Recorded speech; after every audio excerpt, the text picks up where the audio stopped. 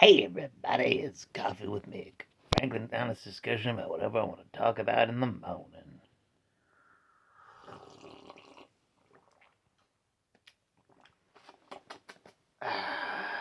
Starbase 80. Have I talked about that yet? Whatever, I'm gonna talk about it again, babies. Yeah. In Star Trek Lower Decks, frequently people among the crew are threatened that if they don't stop acting up, they'll be sent to Starbase 80. A very famously inept, malfunctioning space station still owned by Starfleet. Like for years, people are like afraid of what it was. At one point, Mariner was actually sent there in like season 3, near the end of it, as like punishment because, well, not because she did anything officially wrong, but she was supposedly like went behind the captain's back. Yeah. Ugh. It's kind of like a non-penal prison colony for Starfleet officers. Yeah, That's generally what most people think of it. It's like people do this in like the like I remember about this from a Reddit thread I posted too. I was linking that one person said that people like in the army would send like problematic but not like criminal like soldiers to certain posts so that they could just wait out their days. Just really inconvenient, really crappy, hoping that they'd end up just quitting, you know? So it's honestly taken from real life, but it's like, as shown by when they actually go to Starbase 80 in season 5, episode 5, Starbase 80, question mark? They actually show how kind of fucked up that whole process is, just having a corrupt, well, not, sorry, did I say corrupt? Ineptly managed like space station, not simply due to the crew being inept, but because they're just not given the tools to actually update and outmode this station. Imagine, if you will, Deep Space Nine if it didn't get a wormhole for Starfleet to care about it. Like, Commander Cisco only took that job because it was as low risk as possible for the most part.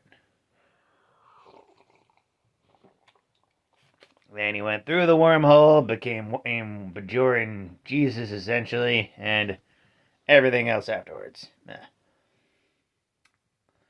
Yeah, but like Starbase 80, they ain't got none of that. They got like base TOS era technology, like turbo lifts, where you actually have to hold on to the little thingy before having to activate it. Like a large part of it was succeeded to the Akamarians. You remember those guys from the TNG, especially specifically the gatherers that have like a bunch of stuff that like for people to sell and everything, including adult entertainment. Yeah, it makes you wonder why they don't just give it to the Akamarians at this point. Like, yeah. Thankfully, with the new commander, an Elorian named Cassia Knox, hopefully it'll end up becoming like an actual space station again, and Starfleet will realize that, like, you know, sending kind of disagreeable officers to a really, like, inconvenient place in space in the Alpha or Beta quadrant is probably a waste of resources and should probably just make Starbase 80 an actual starbase again. Also, maybe realize that, like, the lesson that Captain Freeman realized, that the problem wasn't just the crewmen, but also the commander for just making an impulsive decision themselves and just moving her daughter away to supposedly Starfleet hell just because she said something bad behind her back. Turns out she didn't. Ugh. That was a bleak episode.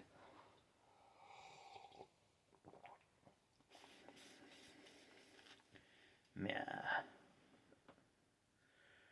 What else on Starbase 80? I just want to see more of it because it's such a good idea. Like Deep Space Nine, but like with no like political or strategic value at all. Trying to stay relevant and trying to get the like tools they need to maintain it, even though there's no real reason for it to be there for the most part. I'm trying to stay positive in the state of irrelevancy. That's a series. That's worth at least a season. Maybe a movie even, or a special. What do you think? Starbase 80 spinoff or Starbase 80 special? Let me know in the comments. Check out the original Reddit thread. Hope you like this episode, and I hope you have a morning.